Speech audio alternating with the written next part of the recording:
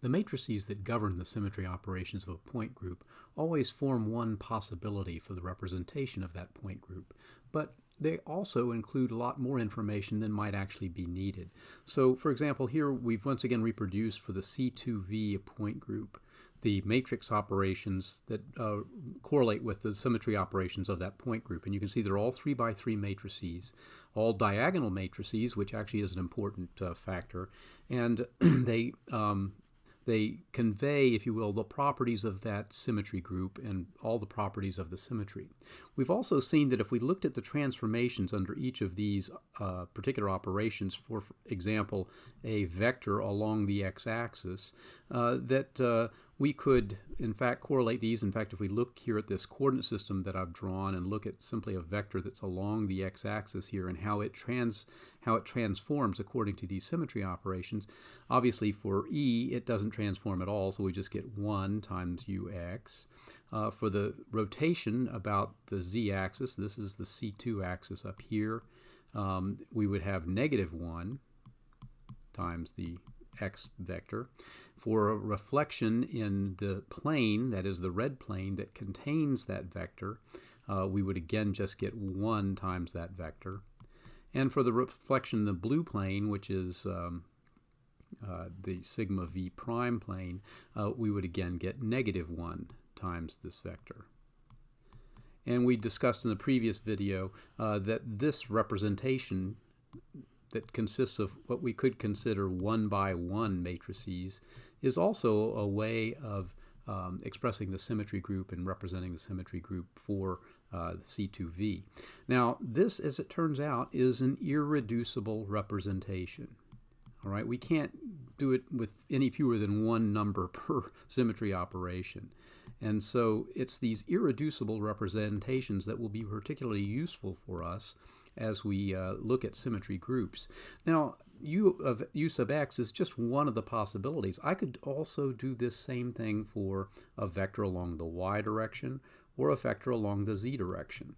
Now, if we use our diagram over here, if I have a vector along the y direction, again, it's not going to be changed by the identity operation. It will be changed to its negative vector with a rotation about C2, so there would be a -1. For the reflection in the red plane, again, it would turn out to be -1 as it was for rotation. And for reflection in the plane that it sits, so in other words in the YZ plane, there would be no change, so that would be 1. So again, we have 4 numbers here that represent an irreducible representation, and you'll note that they are different in some cases. These first 2 are the same. The second 2 are the negative of the ones that we found for u sub x. For uz, it's even simpler. So when we have a vector along the z direction, it turns out it's not changed by any of these symmetry operations. E clearly doesn't change it, but neither does C2 because we're rotating about that axis. So C2 leaves it unchanged. U sub sigma v doesn't change it because it's lying in the xz plane. Sigma v prime doesn't change it because it's lying in the yz plane. So here we have a very special irreducible representation where all of the factors are 1. This is something that we call the totally symmetric representation. In other words, there is no change due to the symmetry operations of the point group on this particular vector. And this type of representation is actually found in all point groups. And it's not hard to wonder why, because, or it's not difficult to wonder why, because all of these are bound to support any group multiplication table. They also support all of the properties of a group. So we should be able to come up with a set of 4 ones, or more than 4 ones, that will basically hold up the properties of a symmetry group. Now, are these the only ones we could have? Well, I want you to imagine that we also consider something that represents rotation about the z-axis. So if I were to draw an x and y axis here, x and y, and I want to consider rotation about the z-axis, which would be rotation in the xy plane, I could consider that, for example, as 2 separate vectors like this, and how those are transformed as I apply the symmetry operations to this? Well, clearly E would not change them at all, so that would be 1. All right, if I rotate it about the z-axis, that also would not change it, so C2 would leave it unchanged. But each of the two planes, it turns out, will cause a reflection. So we're either reflecting in a plane that's parallel to this axis or a plane parallel to this axis. And that reflection will cause both of these to change, so both of these would end up being -1s. So we can see that this gives us yet another possibility for an irreducible representation that's different from each of the 3 that we have generated up to this point. All right, so these irreducible representations are ones, and it turns out we have found all of the ones that one can find for C2V. Since there are 4 operations, or the order of the group is 4, there are also 4 classes. That is to say, all of these symmetry operations represent their own class. They are not like other symmetry operations. So this leads to 4 irreducible representations as the total number that we could have for this group.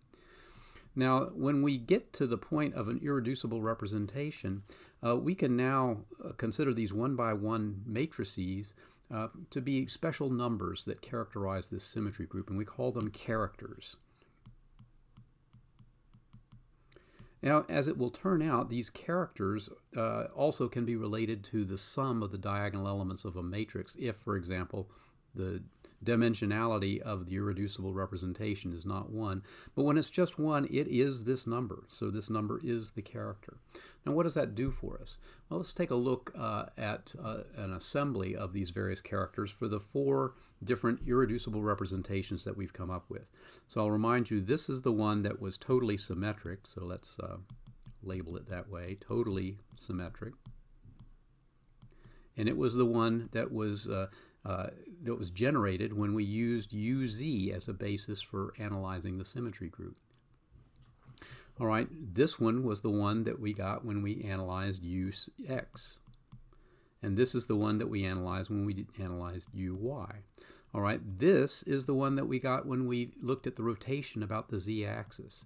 So in fact, this one is one we can call R sub z for rotation about z. But you can see that each of them is a basis, if you will, that generates a different irreducible representation. And this particular array of these irreducible representations, which I've just given sort of generic labels here, we'll see that they actually have special labels in a separate video. But this array of these things for a point group is something we call a character table. It's a table that contains all of the characters that belong to that point group. And in fact, once we learn how to read these character tables, it provides us a wealth of information about how these things transform, how they transform objects that have this symmetry in various ways.